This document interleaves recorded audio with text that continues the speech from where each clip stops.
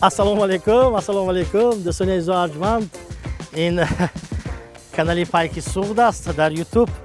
Ман боварӣ комил дорам ки ҳар он нафаре ки ин соат моро тамошо мекунад, албатта лайк гузоштанро фаромӯш намекунад ва ба канали Пайки Суғд обуна мешавад. Азизон, медонед чӣ?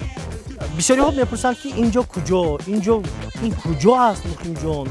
Инҷо ҷаннат аст рафиқо, ҷаннат.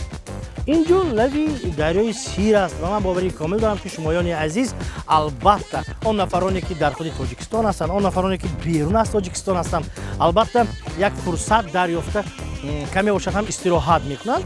خب شما خود در ساحل دریا نیستید، مثلا در داخل شهر هستید، برنامه تماشا کنید، خودی که لبی دریا بشودگی بایی میشید.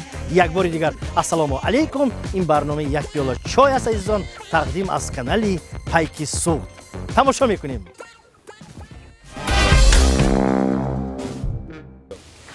دوستان، عموما وادی فرغانه و یا همین طرفای ولایت سوغد به گپ گفتگی یک معرکه است. چوربینی گپ چی؟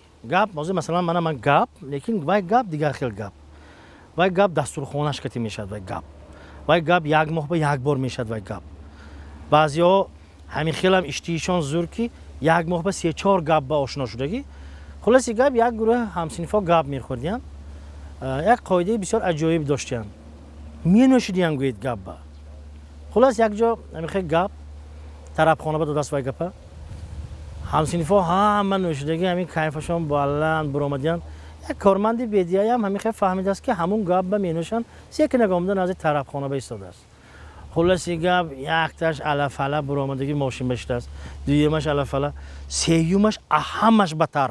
پاپلاستونس که برآمده است ماشین با.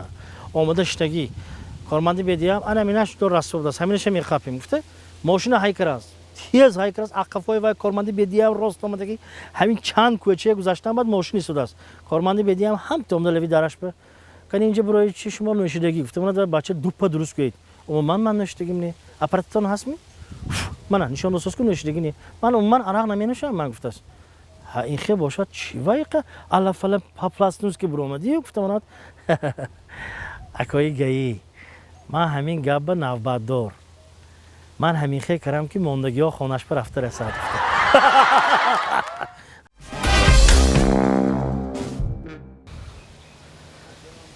دوستان درباره نوشانوشی مشروبات اسپریتی گپ زدیم خدا نگاه دارد یکی زمانه همین خیلی شد که مردم می نوشد زنم می نوشد جوانم می نوشد پیرم می نوشد یک زن و شوهر زادروز به دعوت شده بودن هر دوشان نوشیدگی خانه با آمدین کو مردکم حاضر من خلیده یا خلیده گفته هم تو میبیارد سوراخی همون کلید با نمیدارد دیم کیفش بلند میبینه حاضر 2 دقیقه حاضر بایننده یک 15 دقیقه میگذارد زنکم کم نشتی کن آدم هم میخواه می نشد می توبه کنم کلیته تید من کلیته در کنیم خلاصی گپ دوام میدیم نموشد این موضوع یک توی همسنفش توی کلاس یک مرده که خیلی همسنفا توی کند خیلی زوجت هم گرفته میبری که بچه چیه پسر چیه 3 نفر توی برفتیم خلاص توی گنبار توی خوشتوی مردک یک قدح نوشیده زنش به هم تو مونده قلوب توی هم نوش گفته من زنک ای وای تو بچو من این خیم باید میکنید من نمینوشم من نوشیدگی نی ریاضیت گفته است شد پسر شما جزن وای بام روز ای وای اوه بچه وای چیکار کروسو شما نوش هر یکته دانگیزه 3 کس نوشیدگی بعد توی ماشین که آمسادیم کارمند بدیایم ایستادیم من کریم ماشینه اکا جان کردی اینجا برای من اپارات بیاک پف کنید چی اونات هم تو نیو شما نوشیدگی اکا گفته منات وایم اکا جان یک گپ زنم همین اپاراتتون وایران چه وایران این اپارات دوپا درست منات مایلش حاضر میفهمیم من همین کیلین یا با پف کنید چی مایلش من پف کنم که نیم پف کند با ماست این چه خیلی گفته من وایران گفتم که باور نکنید من پسرچم پف کند دکتر پسرچم پف کند با همین خیلی کارمندی گیم بخشیش وایران شده است رای سفید اکا رای سفید خلاصی گپ مهری مادر با این چیزی بزرگ نبوده است رفیقا тасаввур кунед як хона бисёрошона, як зан аз қабати 17 поён ба писарчашба ҳамин вақту соат гуфтааст да. Ой Далерҷон, вай гулноре белки назан гулнор чика. Вақти белки хел сосагитан арақ мекунӣ, шамол мезанӣ, сони касал мешӣ. Накунӣ хел гуфтааст. Меҳр бинед, меҳри модар бинед, да тобакам. Бо аз яти дига занак ҳамин хел аз болои ҳамун бисёрошона кани вай Далерчик, тез бозор барав бачам. Як 5 кило барин гӯшти гӯсфанд, 6 кило барин гӯшти гов, анасони шоколадои қимат, як 15 та барин аз нӯшобаҳо. Ҳамин хефта истад қафош ба Далерчик гомнас. Ва ман инҷа иқа дод гусосид ҷибшин ҳамсояҳо фаҳмад сӯхта мурад.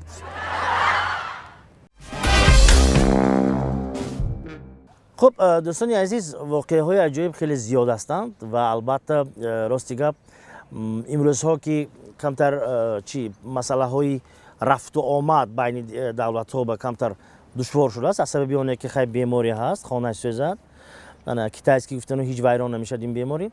خلاص گپ 3 نفر برای گسیل یک نفر رفیقشون با وокзал آمدن. وокзал خلاص پویزد آمدگی ҳама гупур поезд ба дуром аст. Мо тоҷико ҳайрон мешем. Манам ярӯз аэропорт ба дидам. Ҳамин билета мегириму вақте ки ҳамун дарҳои чӣ кушода мешавад гупур худди ки ҳамин мо мемонем да. Ҳамин қамидавим. назди трапи самолёт барафта. Якум занҳо гуфта мона дагар гупур занҳо.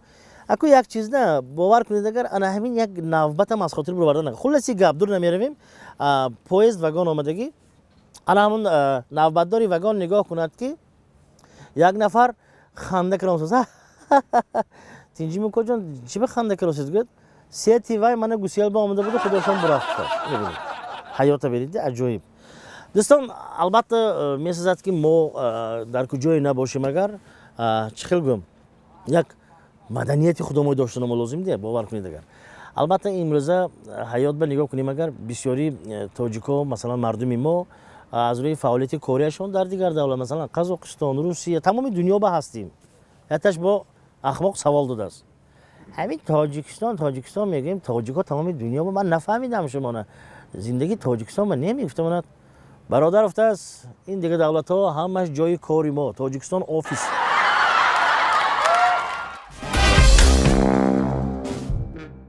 бачаҳо агар имрӯзҳо агар бинем агар бисёртар майли мошини падарашонро саворшавӣ масалан доранд.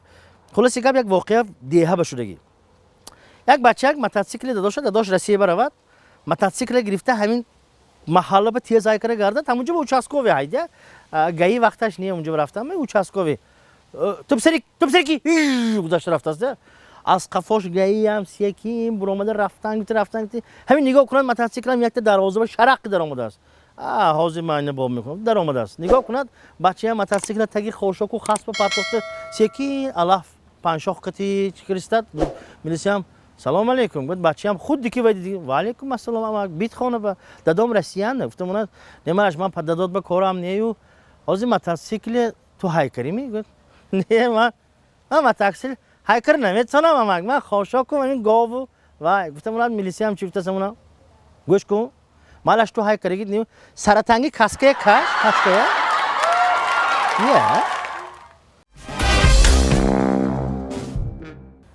ана мурофии судӣ рафта истодааст.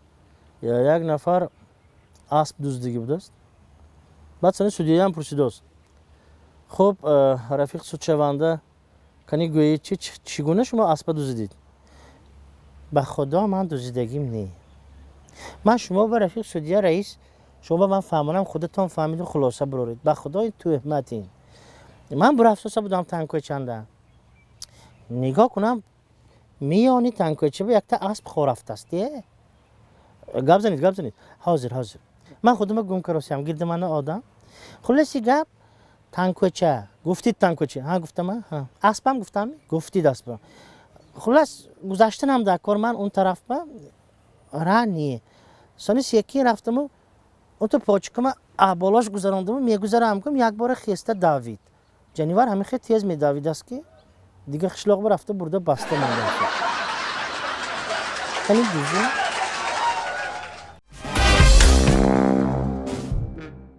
آدمیت هست، مرگ هست. تصور میکنیم بولین یک نفر خواب زن نزدیک شوهرش به شوهرش خواب ده کو زنک ما هم همین تا بکرم میموریم و آرام نمیمردیم مرد کویم زنک تو یکان بار من به خیانت کردگیمی خواب کنید همین گپا چه دکار آرام شوید دم گیرید یک دم نه حقانیشه گوه من حقانیشه فهمیدم مرام گفتم من زنش هم چیفت است من گوهم سانی نمورید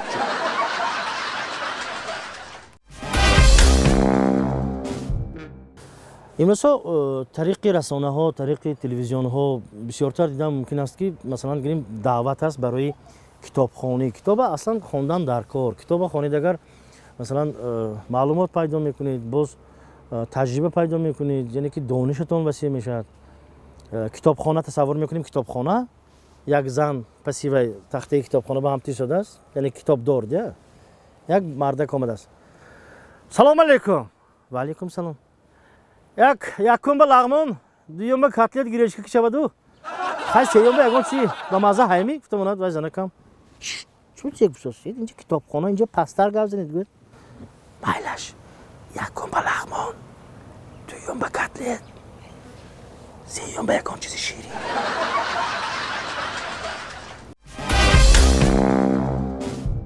کار شب بشودگی شبنده یک بچه ماشینش که رفته استاد یک پیرزن بندی میانی رهبا برآمده هم تیستودیان هم تیستود خاله جان تینجی میگه بچه‌م 39 سال آمدگی من برده و قبرستانی ای با مونده بیا سنگک با گفتم منادگر یه خاله بیده میگه پاتونه مانی شبنده ولی وای کرا نه کرا رفته میسد نگاه کنه آینه بکی یونشن با همون پیرزن برافسودیان یا توبه کردم اصلا بستم اینسمی جنسمی نفهمیدم نصفی شبانه اینو پیدا شد شما آدم می یا بی نام میگفته موند به آدم بری چپانم درد به در موند سطحی من برام